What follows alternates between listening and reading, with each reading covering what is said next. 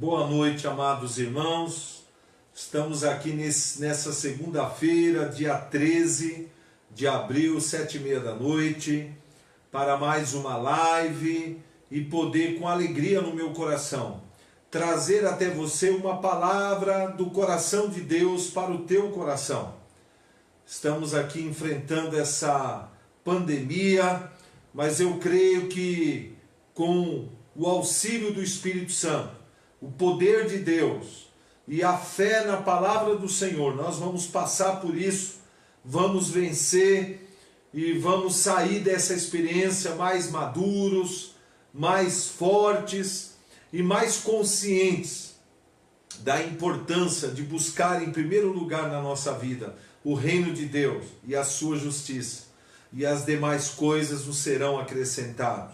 É tempo de reflexão, é tempo de autoavaliação, é tempo de a gente rever nossos valores, nossas prioridades e começar a mudar um pouco a forma como nós investimos o nosso tempo. Por isso que a melhor maneira de nós vivermos é seguindo a recomendação de Cristo em Mateus 6,33. Buscar primeiro o reino de Deus e a sua justiça, e todas as demais coisas nos serão acrescentadas. Hoje nós vamos falar de um tema tão importante, que é uma complementação daquele ensino que nós demos a semana passada sobre o que extrair das Escrituras, né? Essa é a parte 2. Mas antes eu queria convidar você a fechar os seus olhos e nós fazermos uma oração a Deus. Vamos orar.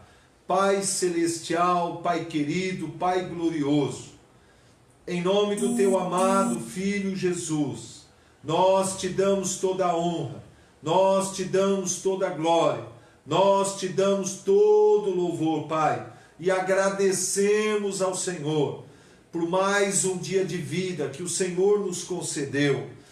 Te agradecer pela tua fidelidade, te agradecer pela tua bondade, te agradecer pelo teu amor, pois o teu amor dura para sempre, e de geração em geração a tua fidelidade. Pedimos a tua bênção nessa live, pedimos que o Espírito Santo dê a cada um o espírito de revelação e de sabedoria, iluminando os olhos do coração, dando entendimento revelado da sua palavra.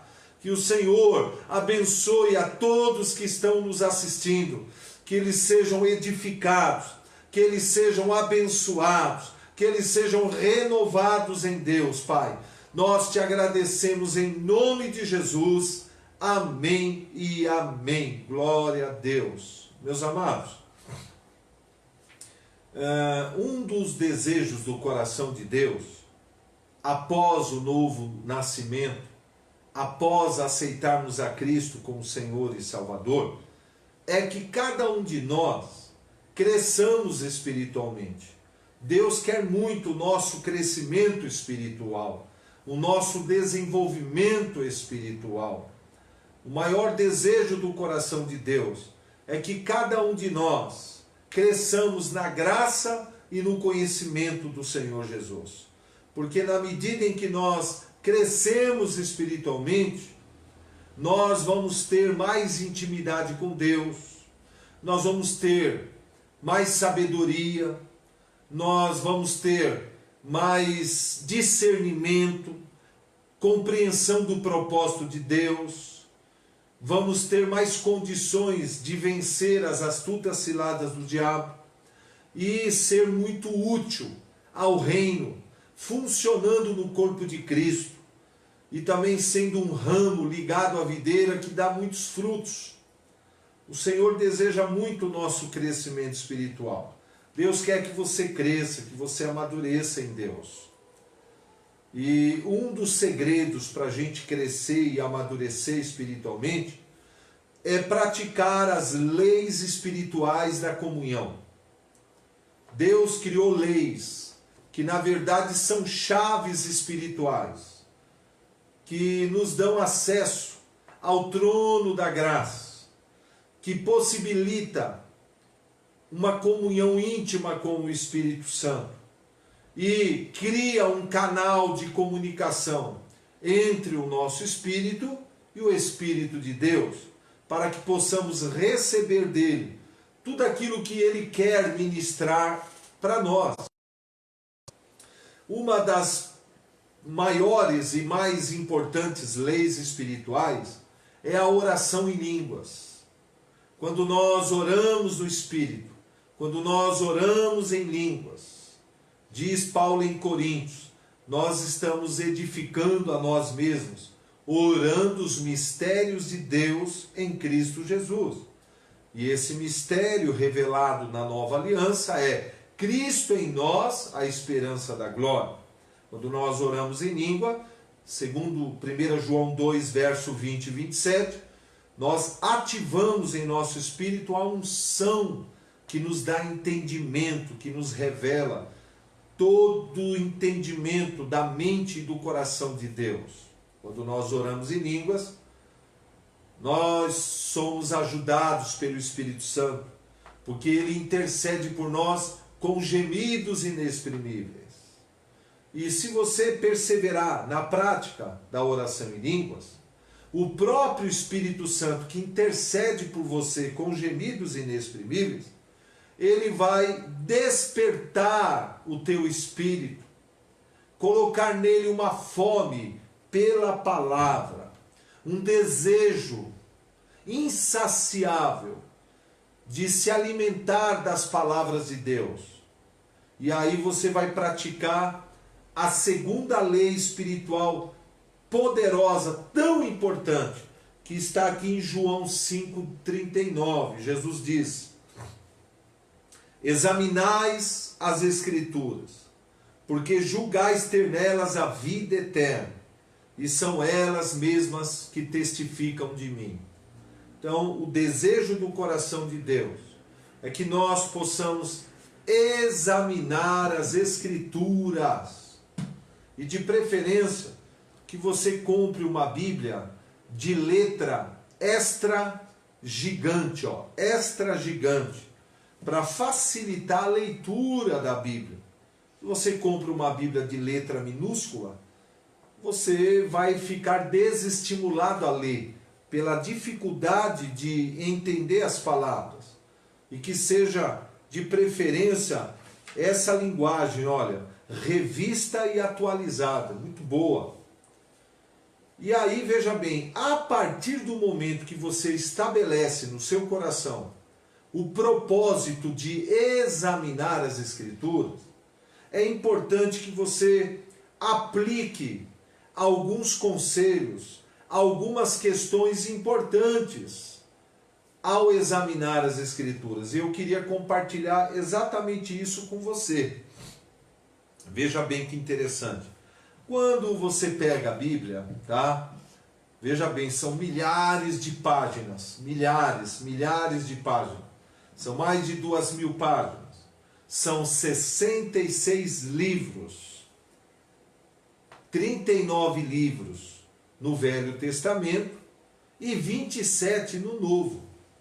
Quando você olha assim, de repente você acha que você não tem capacidade de entender e assimilar a palavra de Deus. Acha muito difícil, não é? Mas ao auxílio do Espírito Santo, que é o teu mestre, o teu guia, e alguns conselhos e orientações que eu vou te dar, o Espírito Santo vai ensinar você, e esses conselhos vão te ajudar a examinar as Escrituras de maneira correta, e esse exame das Escrituras vai trazer para você entendimento glorioso da palavra, vai trazer para você uma renovação da sua mente, vai trazer para você muita sabedoria e vai edificar sua fé de maneira poderosa. Porque um dos maiores inimigos do crente é a ignorância acerca da palavra de Deus. A palavra diz que o meu povo perece por falta de entendimento, por falta de compreensão. Por isso nós precisamos entrar fundo no estudo da palavra, no exame das Escrituras. Agora, eu gostaria que você pegasse a sua Bíblia aí, pega a sua Bíblia, e eu vou te mostrar uma coisa interessante na Bíblia. Eu vou te mostrar várias coisas, mas olha que interessante. A Bíblia, quando você abre aqui em Gênesis, né, que significa o livro dos começos, né, o início de tudo, quando Deus estabelece o seu propósito, o seu plano de criar a terra, diz aqui, no princípio criou Deus os céus e a terra. A terra, porém, estava sem forma, vazia, e havia trevas sobre a face do abismo. Porém, o Espírito do Senhor, o Espírito de Deus, pairava sobre a face das águas. Então Deus olhou para a terra e viu que a terra apresentava 3 problemas. Primeiro, ela estava em trevas, não havia luz, estava sem forma e vazia. Então o que Deus fez? Se você continuar a leitura do capítulo 1, você vai ver que através da sua palavra, da palavra rema, da palavra liberada pela boca de Deus e vivificada pelo poder do Espírito Santo, foi dando forma, né? Deus disse, haja luz e houve luz. E Deus foi criando todas as coisas. Ele deu forma à terra, ele separou a porção seca dos mares e oceanos, né? Ele criou o sol, a lua, as estrelas, para iluminar a terra e dar vida.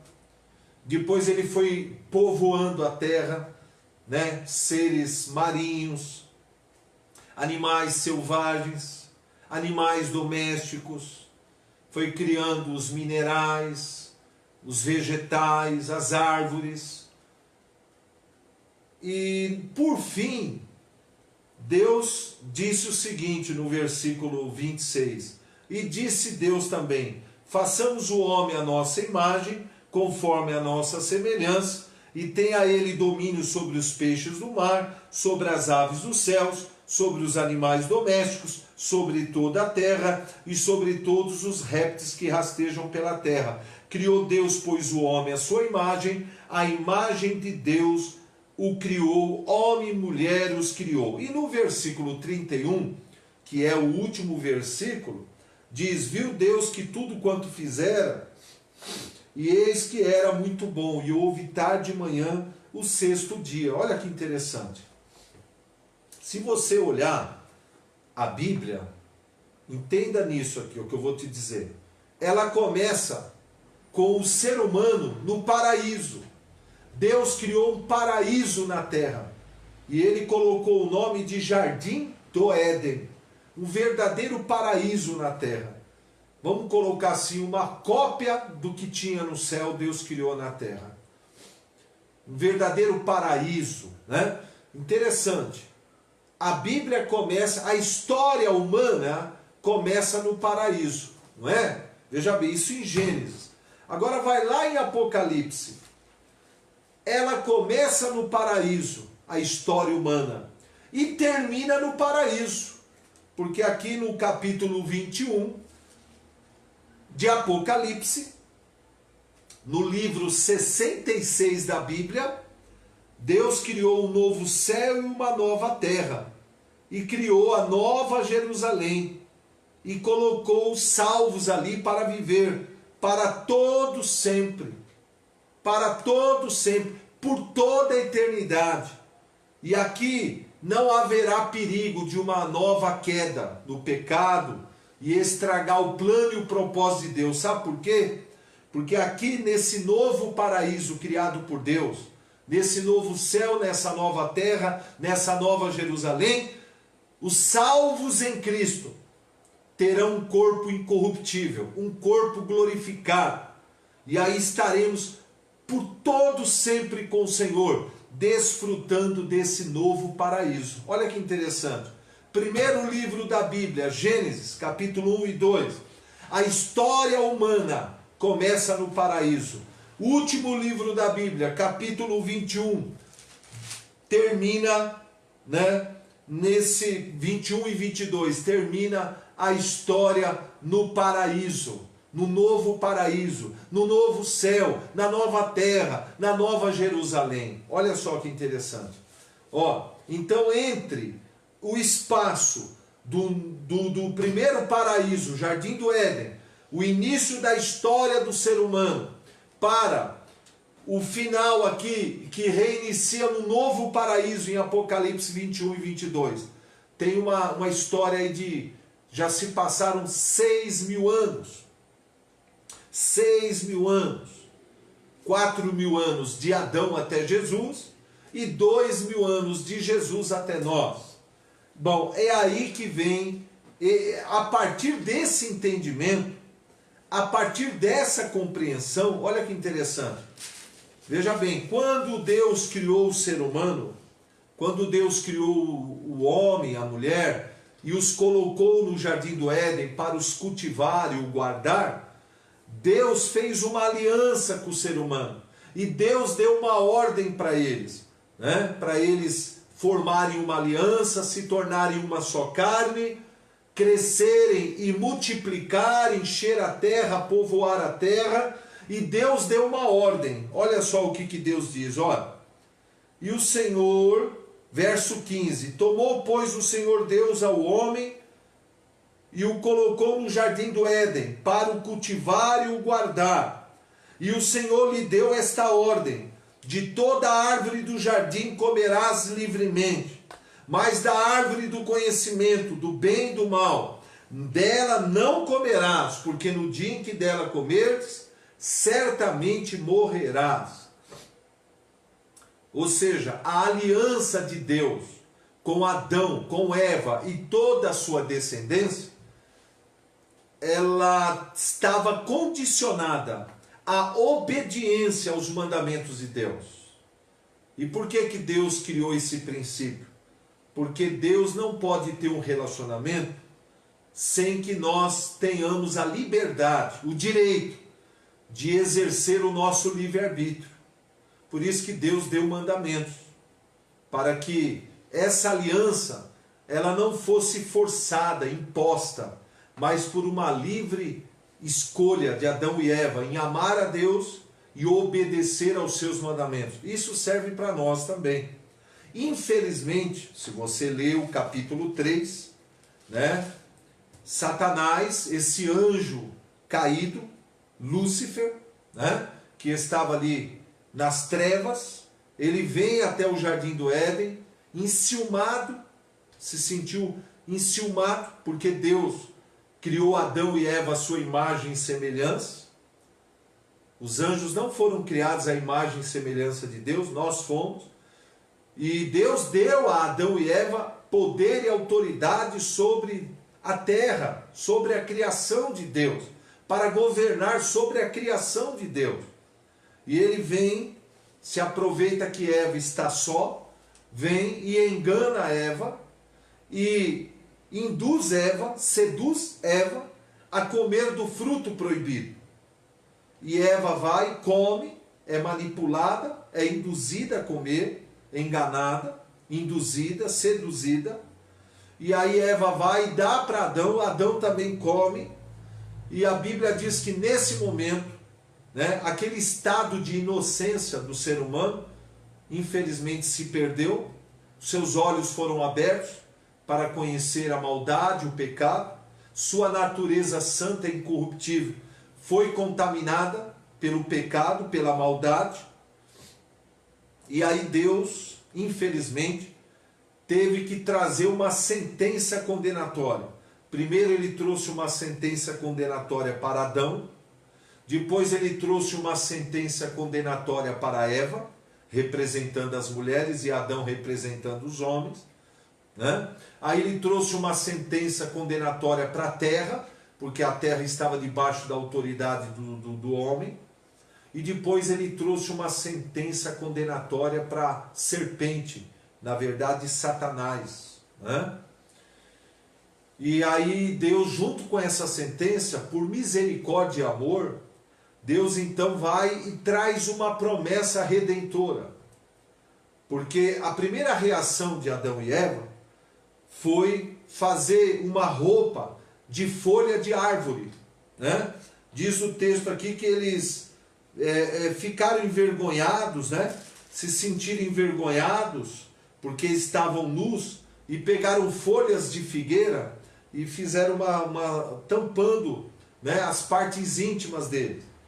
Aí Deus vem, né, diz para Adão e Eva que Deus estava consciente de tudo que eles fizeram, traz a sentença, mata o cordeiro, tira a pele desse cordeiro e faz uma vestimenta para Adão e uma vestimenta para Eva. O que a gente aprende nisso, né?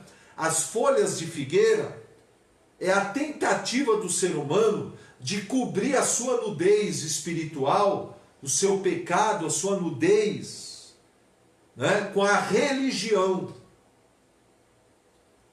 Mas a religião não pode salvar.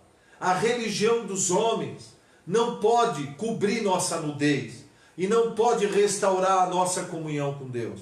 Então Deus vem e mostra profeticamente o que ele iria fazer para redimir o ser humano do pecado, da culpa e da condenação.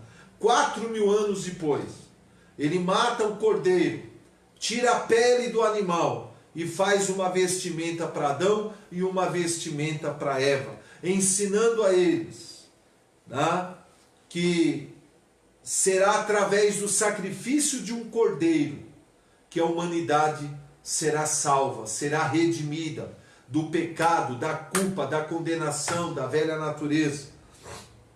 E em seguida, em Gênesis 3,15, aqui está a chave para você entender todo o restante da leitura da Bíblia. Gênesis 3,15, Deus diz assim, olha lá, acompanha na sua Bíblia. Porém inimizade entre ti e a mulher, entre a tua descendência e o seu descendente. Este te ferirá a cabeça, e tu lhe ferirás o calcanhar. Ou seja, Deus está aqui dizendo que da semente da mulher, ou seja, da mulher que foi enganada pela serpente, Satanás, da semente dela, nasceria o Salvador da humanidade, nasceria o Redentor, aquele que iria morrer por todos nós na cruz do Calvário, e assumir em nosso lugar a nossa culpa, ser condenado pelos nossos pecados, para nos dar o perdão, a redenção, a salvação e a justificação. Veja bem, e ele, essa semente da mulher, esmagaria a cabeça da serpente, destruiria, venceria o domínio de Satanás, o reinado dele, e ele seria ferido no seu calcanhar, simbolizando aqui o ferimento daqueles escravos que prenderam Jesus na cruz. Olha só que interessante, preste muita atenção. Aqui está uma promessa que Deus fez há 6.000 anos atrás. Veja bem, olha que interessante. A partir dessa promessa, se você ler Gênesis, né?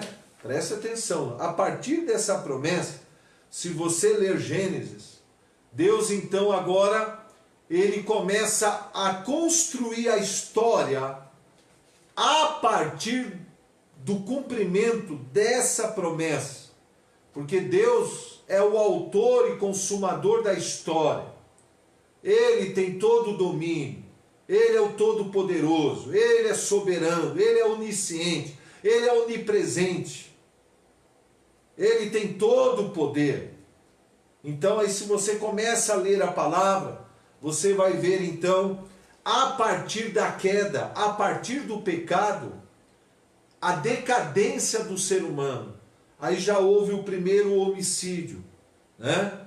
Caim mata o seu irmão Abel por inveja. Depois você vai ver aqui que Caim foi expulso da presença de Deus. E aí mostra a descendência de Caim. E aí Deus aqui no capítulo 5 dá a Adão e Eva mais filhos. E aí começa a vir então a descendência de Adão e Eva, ou seja, eles cumprem o mandamento de Deus, que é crescer e se multiplicar. E aí no capítulo 6, né? Nós vemos aqui a corrupção do gênero humano. Olha que interessante. Veja bem, que diferença antes do pecado e depois do pecado. Em Gênesis capítulo 1, verso 31, quando Deus cria todas as coisas, antes do pecado, antes da queda, ele viu que tudo que fez era muito bom. Era muito bom. Após o pecado, passado anos e anos, o ser humano foi numa decadência moral, espiritual. Cada dia foi se afastando mais da presença de Deus.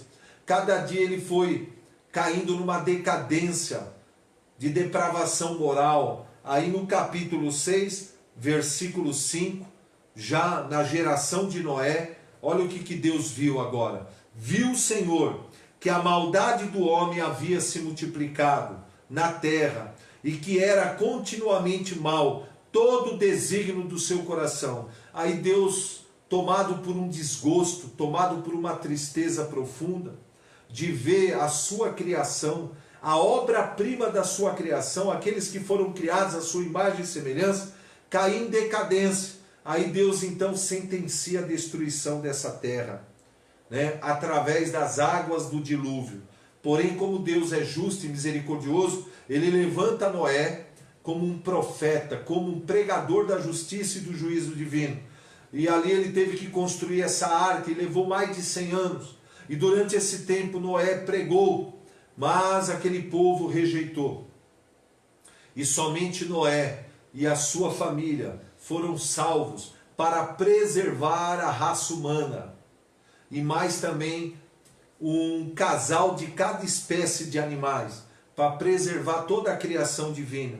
E aí depois do dilúvio, Noé volta, sai da arca, se estabelece numa outra região. Deus então faz uma aliança com Noé, e Deus ordena que Noé e a sua família se multipliquem sobre a terra.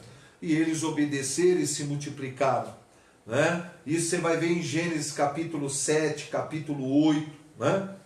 E ali você então, Noé e a sua descendência se espalha sobre a terra e se multiplica.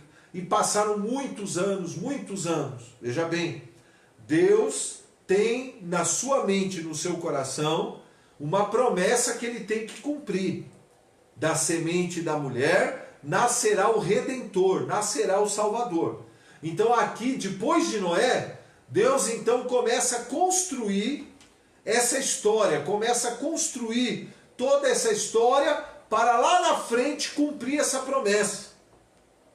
Então Deus vai lá em Ur dos Caldeus, na Mesopotâmia, muitos anos depois, e chama um homem chamado Abrão, que depois Deus muda o nome para Abraão, um patriarca. Deus chama este homem que vivia no meio da idolatria, do paganismo, e Deus revela o seu propósito a esse homem, em Gênesis capítulo 12, olha, sai da tua terra e da tua parentela, e vai para uma terra que eu te mostrarei, e de ti farei uma grande nação, nações sairão de ti, e de ti sairá o Messias, sairá o Salvador, e todas as famílias da terra serão benditas a partir do seu descendente. Ou seja, Deus aqui profetizando que do descendente de Abraão nasceria o Salvador, nasceria aquela semente da mulher que esmagaria a cabeça da serpente. A partir de Abraão, Abraão obedece a Deus, pega a sua mulher, sai de Ur dos Caldeus e vai lá para Jerusalém, vai lá para a terra de Israel, né? Depois ele vai para o Egito, por ordem de Deus, e o povo fica ali 430 anos, como escravos no Egito. Aí o povo clama, e Deus liberta a nação de Israel. Porque aí olha que interessante, Deus está tratando com o homem, Abraão. E Deus prometeu, olha Abraão, eu vou te dar um filho na velhice. E Abraão diz, como pode, Senhor? Se eu já estou de idade, minha mulher também, ela é estéril. Mas Deus cumpre a promessa a Abraão. Quando Abraão faz 100 anos, sua mulher 90, Sara então dá à luz a um filho, o filho da promessa, Isaque. Isaque. Olha que interessante. Quando Isaque já está adolescente, Deus faz um pedido muito difícil para Abraão. Ele fala, olha, eu quero que você sacrifique o teu filho, o teu único filho. Abraão, em obediência, de maneira surpreendente, anda 3 dias e 3 noites com o seu filho e os empregados, sobem no monte, ele e o filho, e ele diz para os empregados, ó, eu e meu filho vamos lá adorar o Senhor, sacrificar e depois voltaremos. Mas ele sabia que o Isaque seria sacrificado. Pelo menos esse era o pedido de Deus para ele. E aí quando ele chega lá no momento crucial, Isaque pergunta para o pai, pai, está aqui o cutelo, está aqui todos os instrumentos para o sacrifício, mas cadê o cordeiro? Abraão, pela fé, diz, Deus proverá o cordeiro para si, já profetizando a respeito do cordeiro de Deus que viria tirar o pecado do mundo. E aí ele revela ao filho qual era o mandamento de Deus, qual era a ordem de Deus, que Isaque seria sacrificado. Isaque, de maneira surpreendente, se submete ao sacrifício. Quando Abraão já ia enfiar o punhal no coração do filho, vem o anjo e diz, olha Abraão, não faça isso. Deus estava apenas provando a sua fé e a sua fidelidade. E aí Deus renova uma aliança com Abraão. Deus chama Abraão de seu amigo.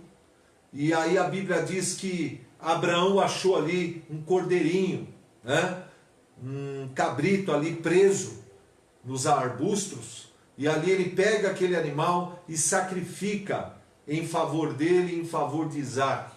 E aquele cordeiro que Deus proveu para o sacrifício, ele apontava para o cordeiro de Deus que nasceria da semente da mulher e que iria esmagar a cabeça da serpente e trazer a redenção para a humanidade.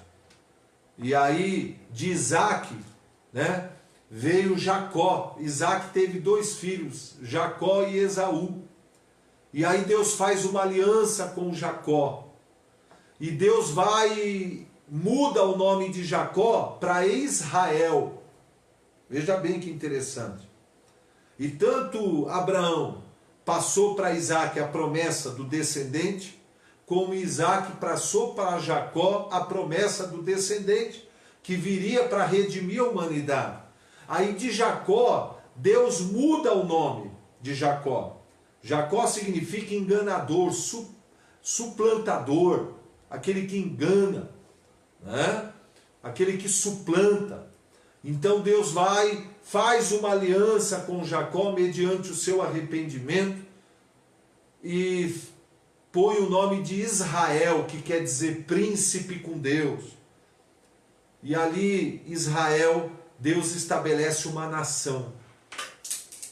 Os 12 filhos de Jacó se tornaram as 12 tribos de Israel, com os filhos de José, que depois recebe uma porção ali na terra prometida. Então agora Deus já não está tratando mais individualmente com uma pessoa, no caso Abraão ou Isaque e Jacó. A partir de Jacó, Deus começa a tratar com uma nação. Deus escolheu uma nação a partir de Abraão, Isaque e Jacó, dos patriarcas, por causa da promessa, da fidelidade dele com Abraão, Isaque e Jacó. Deus então escolhe uma nação, ele separa essa nação, ele santifica essa nação, ele liberta essa nação da escravidão do Egito, coloca eles estabelecidos em Canaã, ali na Palestina, e eles ali se estabelecem naquela região, Jerusalém e toda aquela região, e ali eles começam a viver e a construir a sua história. No começo, Israel tinha um regime teocrático, Deus era o rei deles. Você vai ver tudo isso nos livros aqui do Velho Testamento. Primeiro Gênesis, aí você vai para Êxodo, já está dizendo Êxodo, é a saída do povo de Israel do Egito para se estabelecer em Canaã. Depois você vai ler Levítico, depois você vai ler Deuteronômio, Números, né? Por quê? Porque nesses 5 primeiros livros da Bíblia, que nós chamamos de Pentateuco, né? Que foram escritos por Moisés, conta-se toda essa história, né? Da saída do povo de Israel do Egito, o estabelecimento dessa nação ali na Palestina, em Israel, na terra de Israel, ali em Jerusalém, toda a redondeza. E ali Deus, o povo vai e pede um rei, como as outras nações. Samuel chora, se sente rejeitado, e Deus fala para Samuel: eles não rejeitaram a você, rejeitaram a mim, mas pode dar o rei, né? Mas antes de dar o rei, Deus entrega para Moisés as leis cerimoniais, as leis morais, as leis espirituais, as leis sacrificiais que o povo tinha que... E ali era uma maneira de Deus se relacionar com aquela nação e distinguir Israel das demais nações em volta, nações pagãs, nações idólatras. E ali o povo tinha que se relacionar com Deus, o Deus de Abraão, o Deus de Isaac, o Deus de Jacó, se relacionar através da prática das leis que Deus havia entregue a Moisés, né? E o propósito da lei, né, era, Deus estava demonstrando a Israel como eles deveriam viver como uma nação escolhida e separada por Deus. E a lei tinha um outro propósito: servir de aio, de ponte, de mestre, para conduzir todos a Jesus Cristo.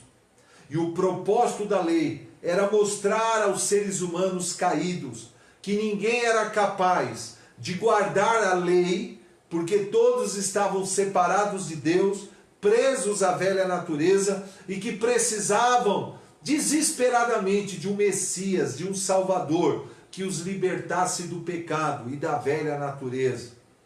Cada preceito da lei tinha como finalidade apontar para Cristo, o descendente da mulher, que viria trazer a redenção e a salvação. Portanto, Paulo chama a lei como uma sombra do que Deus iria realizar através do sacrifício de Jesus. Depois você pode ler em Colossenses 2, do 8 ao 23. A partir da entrada do povo em Canaã, né, Moisés morre em Deuteronômio, no final de Deuteronômio. Deus então escolhe Josué para ser o sucessor, como um grande general estrategista de guerra, um grande líder. E Josué lidera a nação, eles entram em Canaã, eles vencem aqueles combates ali com as nações. Se você ler Josué, você vai ver isso, né? E aí você vai estudar também Juízes, a história de Ruth, a história de Samuel, 1 Samuel, 2 Samuel, 1 Reis, 2 Reis, 1 Crônica, 2 Crônicas, que é a história de um período muito difícil de Israel, que é a história do estabelecimento, né, da monarquia em Israel. E esse período se divide em 2 partes. O primeiro, Reino Unido, né, os 40 anos do reinado do primeiro rei Saul, mas Saul desobedeceu, pecou, fracassou, então Deus rejeita Saul e a sua descendência e cria uma nova linhagem, né, já projetando em Davi que o seu descendente viria a nascer da semente da mulher para salvar e redimir a humanidade, que é Cristo. Por isso que Jesus é chamado filho de Davi, porque ele é descendente da linhagem de Davi.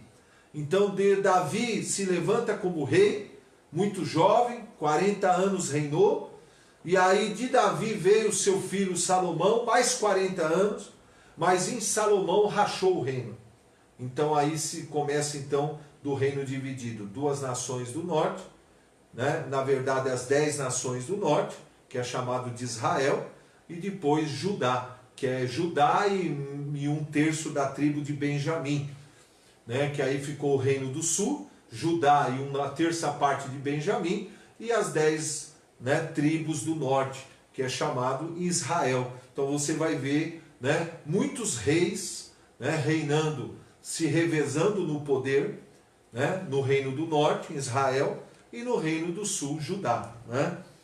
E você vai ver ali um período muito turbulento, porque quando o rei era fiel a Deus e obedecia a Deus, a nação prosperava e eles venciam os inimigos. Mas quando vinha um novo rei e esse rei levava o povo à idolatria, ao pecado, Deus então castigava a nação, castigava esse rei, e o povo era derrotado, né, e era subjugado por vários impérios, né?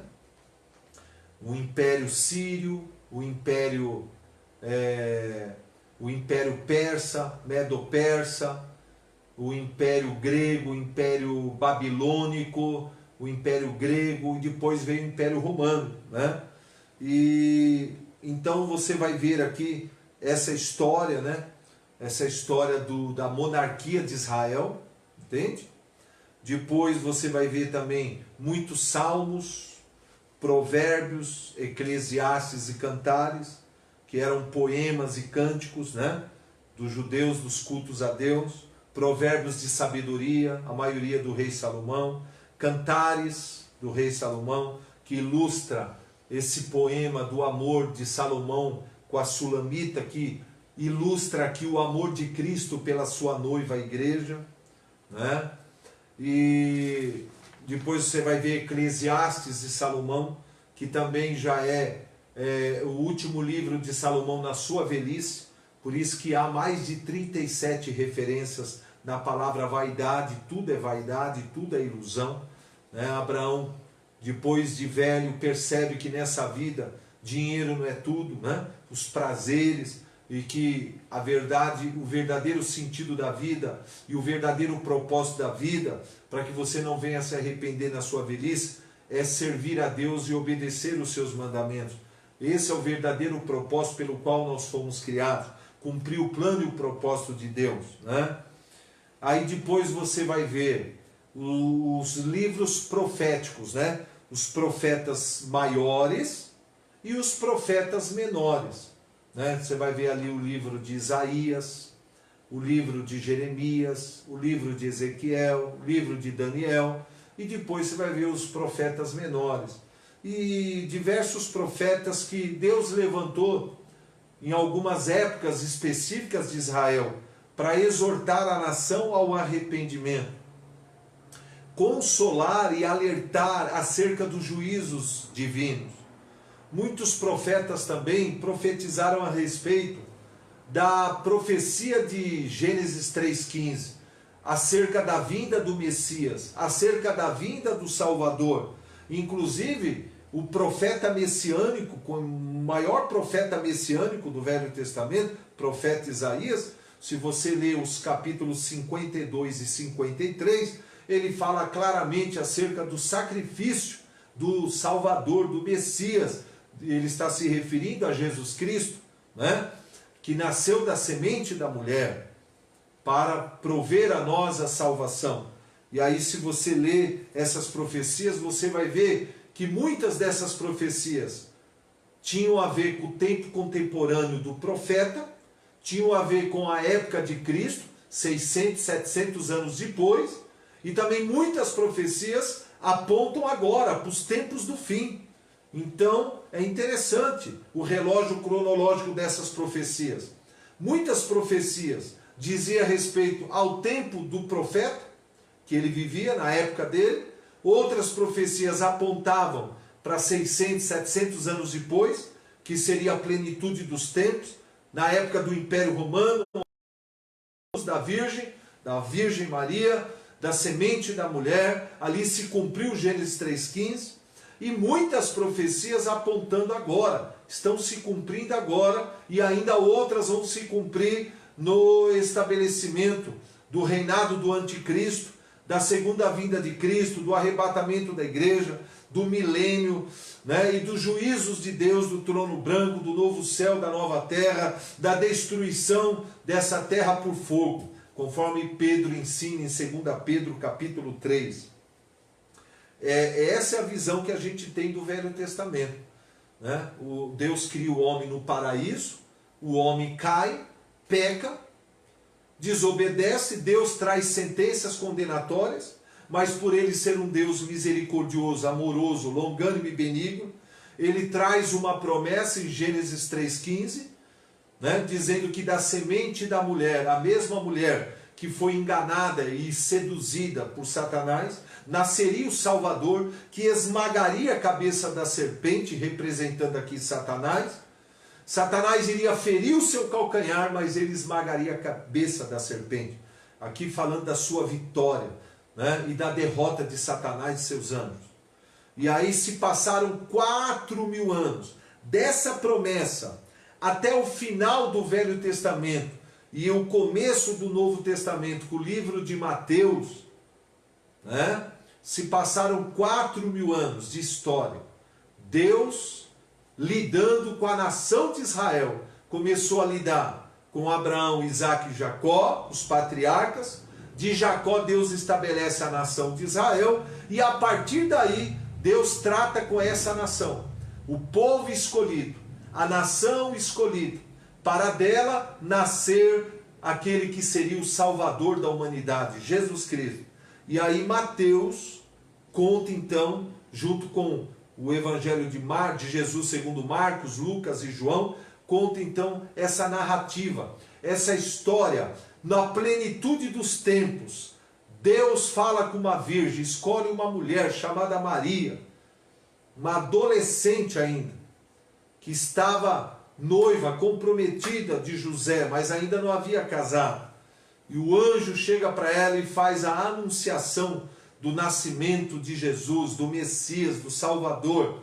E ela pergunta para o anjo: como posso eu ficar grávida se eu sou virgem, se eu sou solteira, desposada? Então o anjo vem e traz para ela que a virtude do Altíssimo envolveria o seu útero, o poder do Espírito Santo envolveria ela, e ela conceberia pelo poder do Espírito Santo, não da forma natural que uma criança é gerada, pela relação entre homem e mulher, mas pelo poder do Espírito Santo. O poder do Espírito fecundou o óvulo no útero de Maria, e ali nasceu a semente da mulher, ali nasceu o Salvador, o Redentor. A profecia de Gênesis 3,15 se cumpre nesse momento, aleluia.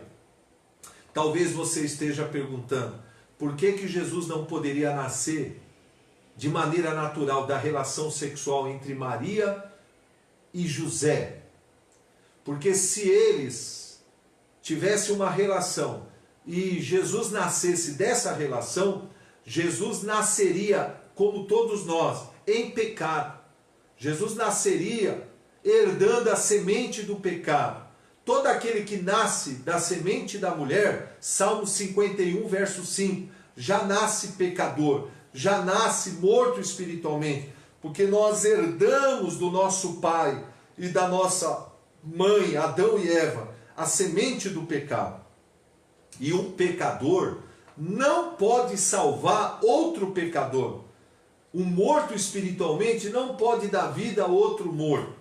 Então Jesus teria que nascer de uma maneira diferente, de uma maneira sobrenatural, da relação, né, sexual Maria e José não era possível. Então, quando Maria aceita essas palavras e diz para o anjo que se cumpre em mim essa palavra, a serva do Senhor, eis-me aqui. Quando Maria declara isso, né, num determinado momento, o Espírito Santo envolve Maria, envolve o útero daquela virgem, e milagrosamente Maria fica grávida do Salvador. A Virgem Maria se tornou grávida do Salvador, do Redentor, para se cumprir a promessa de Gênesis 3,15. Olha, 4.000 anos depois. E aí, glória a Deus, que Jesus nasce, né? Houve uma grande festa no céu, né? e o Messias nasceu, o Salvador nasceu. E aí, se você lê Mateus, Marcos, Lucas e João, cada um escreve dando destaque e dando conotações diferentes, mas não conflitante, mas diferente acerca de Cristo. E quando você lê Mateus, Marcos, Lucas e João, você está conhecendo a história de vida do personagem mais importante da história do mundo, Jesus Cristo. Aquele que nasceu de uma virgem, da semente da mulher, para morrer na cruz do Calvário, por todos nós, para pagar o preço pela nossa salvação, pela nossa redenção, para morrer pelos nossos pecados e ressuscitar para a nossa justificação. Jesus é o nosso Salvador, Jesus é o nosso Redentor, Ele é a nossa justiça, Ele é a nossa santificação, Ele é a nossa sabedoria, Ele é o caminho, a verdade e a vida, e ninguém vai ao Pai a não ser por Ele. E é maravilhoso ler os Evangelhos. Eu quero estimular você a ler muitas vezes os Evangelhos. O que nós vamos aprender nos Evangelhos? Primeiro, a história do nascimento de Jesus e todo o contexto da época. E depois nós vamos ver com 30 anos, Jesus submeteu ao seu pai, vamos dizer assim, não biológico, mas adotivo, José, que o criou, e a sua mãe, ele submeteu até os 30 anos, trabalhando como carpinteiro junto com o pai. Mas aos 30 anos, Jesus então inicia o seu ministério, e ele sai por todas as regiões, pregando o evangelho do reino, ensinando a palavra de Deus, e curando e libertando os enfermos e oprimidos pelo diabo. Então é isso que você vai aprender nos evangelhos. Pregações lindas de Jesus, ensinamentos preciosos acerca do reino de Deus que ele iria estabelecer. A mensagem de Jesus era clara: arrependei-vos porque está próximo o reino de Deus. Por que ele fala isso? Está próximo o reino. Porque quando ele morresse por nós na cruz, iria encerrar o tempo da lei, o tempo da velha aliança, e ia estabelecer uma nova aliança. E ele ia trazer o reino de Deus aos nossos corações, através do novo nascimento. Porque o reino de Deus não é uma área geográfica, mas é uma nova condição espiritual, onde Deus reina em nós, pela nova natureza, pelo Espírito Santo. Aleluia! E quando você lê os Evangelhos, você vai aprender muitas lições maravilhosas acerca do reino de Deus, acerca do relacionamento que nós devemos ter com Deus. Jesus ali, ele dá uma nova interpretação para a lei, e mostra para o povo o que estava por chegar, o estabelecimento de uma nova aliança, o estabelecimento de um novo pacto, não mais baseado na lei entregue a Moisés, mas na graça e na verdade da palavra de Deus, e no reino de Deus. Você vai aprender ali também a respeito da morte substituta de Jesus. Ele escolhe 12 discípulos, e os treina e os prepara, mas um deles, usado por Satanás e levado pela corrupção da ganância e da avareza, traz Jesus, como foi Judas Iscariotes, e depois se suicida. Mas então Jesus morre naquela cruz. Ele entrega a sua própria vida ali para morrer naquela cruz. Ninguém matou Jesus. Jesus mesmo se entregou para morrer por nós, voluntariamente. Ele entregou-se ali para ser sacrificado naquela cruz, para cumprir a promessa de Gênesis 3,15. Jesus ficou agonizando ali durante um tempo naquela cruz. E diz o texto que todos os nossos pecados, todas as nossas enfermidades, como diz Isaías 53, foram colocadas sobre Jesus. Jesus ficou totalmente desfigurado. Jesus ficou totalmente irreconhecível, totalmente deformado. Deus castigou em Jesus o meu pecado e o seu pecado. O inocente pagou o preço pela nossa salvação, pela nossa redenção. Jesus pagou por mim e por você um alto preço pela minha salvação e pela sua salvação. Mas diz o texto que ao terceiro dia, como já havia sido profetizado pelos profetas e também pelo próprio Cristo enquanto esteve com os discípulos, ao terceiro dia Jesus venceu a morte.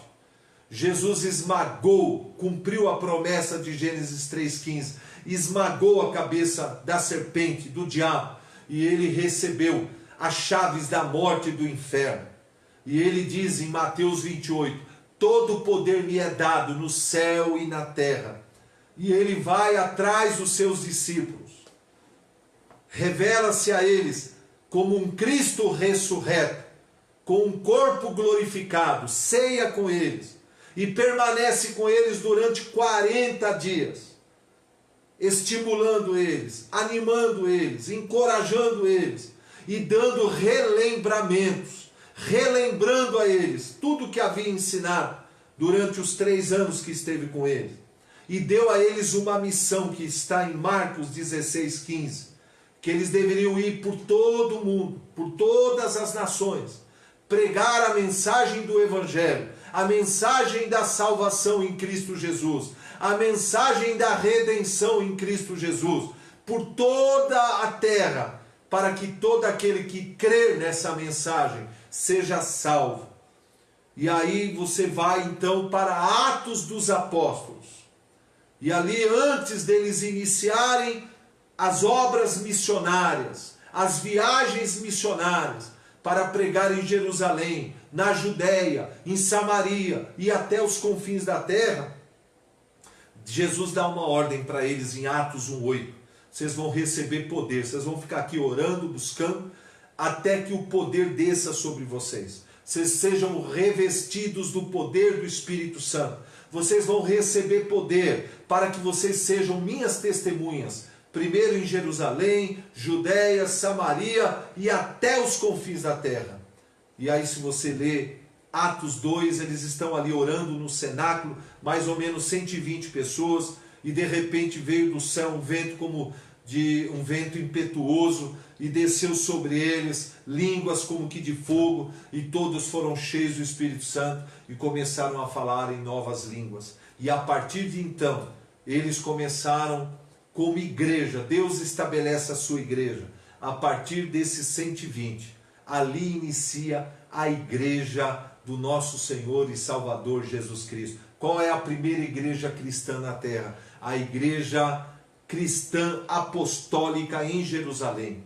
E ali os apóstolos, juntamente com os cristãos da igreja primitiva, começam a pregar o Evangelho. E Deus começa a usar aqueles homens de maneira poderosa. E um grande avivamento vem sobre aquele lugar. Milhares começam a se converter. Milhares começam a se converter. Aí vem a perseguição. E eles começam a ser espalhados para pregar na Judéia, na Samaria e até os confins da terra. Então, se você ler Atos, você vai ver, né, um destaque em especial, né, para os apóstolos, os martírios de Estevão, depois de Tiago, mas você vai ver o ministério poderoso de Pedro entre os judeus, depois a conversão de Saulo, que era um perseguidor, para se tornar um perseguido por amor a Cristo. E aí então Saulo, né, depois chamado de Paulo, então ali ele se torna um grande apóstolo aos gentios, e ali ele começa um ministério aos gentios, viajando por várias nações, junto com Barnabé e depois com Silas. E você vai ver esses 28 capítulos de Atos, uma história linda da igreja primitiva, que não terminou essa história, porque essa história continua conosco, né? Porque agora o bastão dessa corrida ministerial, Deus entregou nas nossas mãos. Porque de lá para cá, o Evangelho vem sendo pregado há 2000 anos.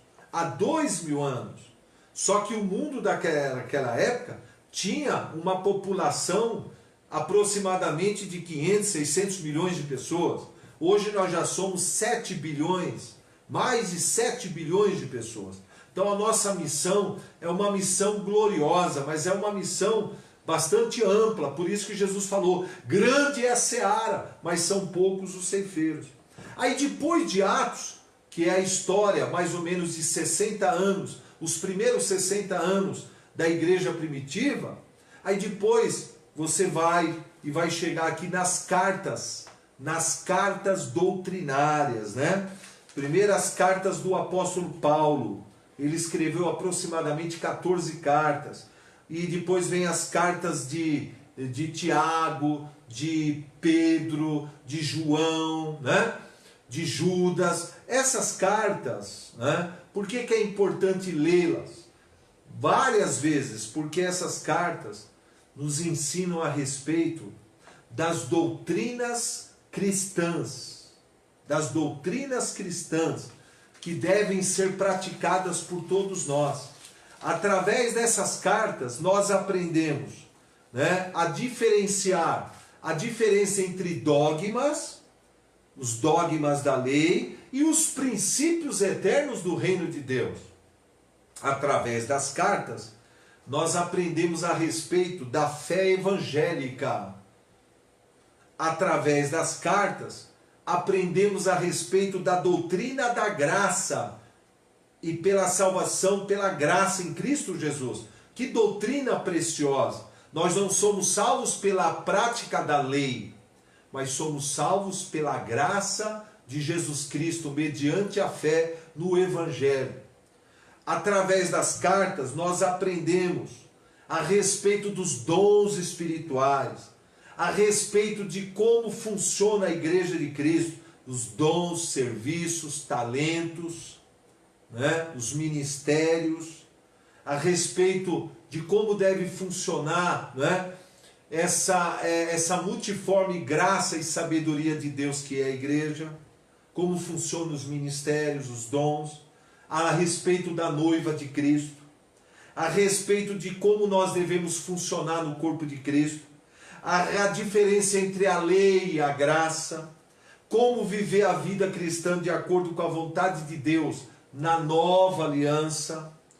Nós aprendemos também no Novo Testamento a respeito de toda a herança que nos foi deixada por Jesus, 1 Coríntios 2,12.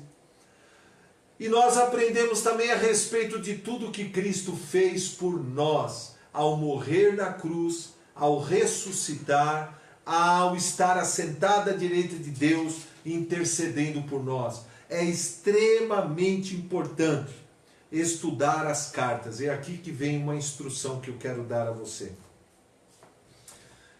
O Velho Testamento, ele é uma sombra do que Deus iria fazer no Novo, né? Você pode ler o Velho, deve ler, mas nós estamos vivendo na nova aliança, no Novo Testamento. Tudo que Deus prometeu no Velho Testamento, Deus cumpriu no Novo. Então eu quero te dar aqui um conselho legal para você, para te abençoar.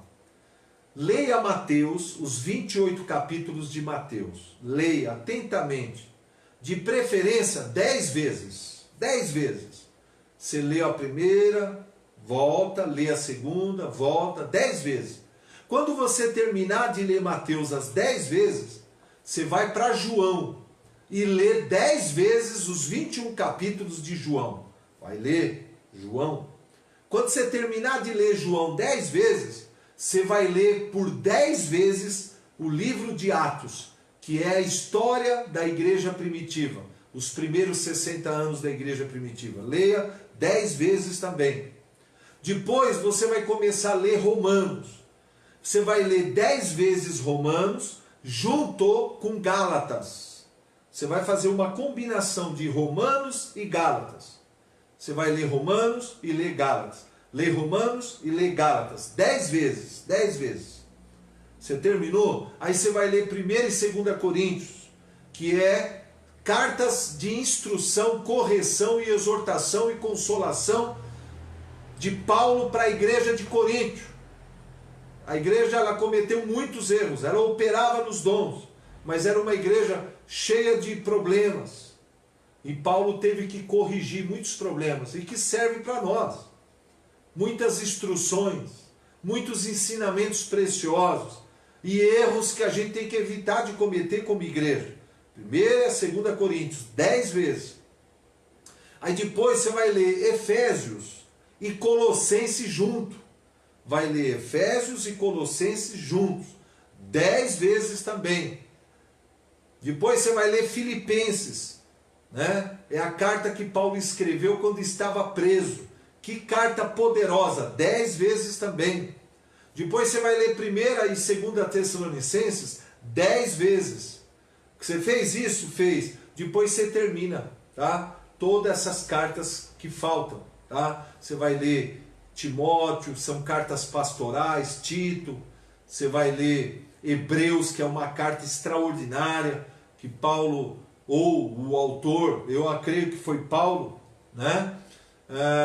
Ele faz ali um paralelo entre Cristo e Moisés, entre Cristo e a lei, entre Cristo e os anjos, exaltando a figura de Cristo, né? Colocando Cristo como superior a todos e falando da ineficácia do sacrifício dos cordeiros e a necessidade de um sacrifício perfeito e eterno e único, que era o sacrifício de Cristo. Que ensinamento precioso. Ele fala da galeria da fé. Que ensinamento precioso. Aí depois você vai para Tiago, 10 vezes também. 1 Pedro, 2 Pedro, 10 vezes também. Aí você vai ler Judas, você vai ler 1ª, 2ª e 3ª carta de João. Olha, são cartas maravilhosas. Você vai crescer muito. Você vai aprender muito, né? Isso vai ajudar você a crescer de maneira poderosa. Quando você fizer tudo isso, aí você vai ler Apocalipse, tá? Apocalipse, né, começa com as 7 cartas para as igrejas da Ásia, né, que serve para nós também, cartas endereçadas ao anjo da igreja, ao pastor, exortando, consolando e instruindo. Você vai ver muitas profecias e previsões proféticas do que Deus irá realizar no tempo do fim, o arrebatamento da igreja, a grande tribulação, o surgimento e o governo do anticristo, a segunda vinda de Jesus, a prisão de Satanás e seus anjos, o milênio, o reinado de Jesus, a última batalha e o julgamento dos ímpios, o estabelecimento do novo céu e da nova terra, e os ímpios lançados no lago de fogo, e os salvos viver por toda a eternidade com Cristo, no novo céu, na nova terra, na nova Jerusalém. E então se encerra a Bíblia. Começou no paraíso e termina no paraíso, né? E são 6.000 anos de história entre o primeiro paraíso e agora nós estamos prestes a ver o paraíso restaurado pelo Senhor, depois da segunda vinda de Cristo, do milênio. Por isso que eu quero exortar você, né, a estudar a palavra de Deus dentro da perspectiva de Gênesis 3,15. Toda a história que acontece após Gênesis 3,15 é para cumprir essa promessa que Deus fez. E glória a Deus que há 2.000 anos, ou seja, 4.000 anos após a promessa e 2.000 anos atrás, né, Deus cumpre rigorosamente a promessa. Jesus nasce, morre por nós na cruz, ressuscita, nos dá o Espírito Santo, nos dá a salvação, preparou uma morada celestial e nos fez uma promessa: eu voltarei e vos levarei. E nós estamos prestes a viver o cumprimento dessa promessa. Maranata, vem Jesus. Jesus está voltando. Mas antes dele voltar, Deus quer usar você, Deus quer usar a mim para pregar o Evangelho, fazer missões, ganhar almas. E para isso nós precisamos conhecer a palavra, nós precisamos nos preparar. Muita gente quer fazer a obra de Deus, mas não se prepara. Por isso que há muita queda, muito fracasso e muita derrota. Nós precisamos estar habilitados pelo Espírito, estarmos devidamente preparados. E uma das leis que nos vai fazer crescer é examinar as Escrituras. Que Deus abençoe grandemente a sua vida. Eu espero que essa palavra tenha te abençoado e tenha te ajudado. Feche os seus olhos, eu quero orar pela sua vida e pela sua família. Pai celestial, Pai glorioso, Pai bendito, eu quero aqui me alegrar, Pai, de poder compartilhar essa palavra aos corações dos teus filhos. Que o Senhor os abençoe grandemente. que o Senhor venha dar a eles entendimento, que o Senhor venha colocar em cada coração uma fome, um desejo de estudar a Tua palavra, de ler a Tua palavra, de examinar a Tua palavra, de buscar a Tua face, de buscar a Tua presença. Abençoe a todos, Pai. Derrama do Teu amor, derrama da Tua graça. Que o Senhor os abençoe poderosamente. Que o Senhor venha fortalecer o Teu povo, proteger contra essa praga ou contra qualquer seta maligna e derramar do Teu amor, da Tua paz, do gozo do Espírito, da alegria do Senhor e das bênçãos do Senhor. Pai, e dê a eles uma noite de descanso e que o Senhor venha curar os enfermos, levantar, Pai, os que estão caídos, libertar os cativos e oprimidos e implantar na terra o Teu reino, Pai, e usa as nossas vidas para ganhar almas e pregar o Evangelho. Nós oramos em nome de Jesus. Amém e amém. Glória a Deus pela sua vida.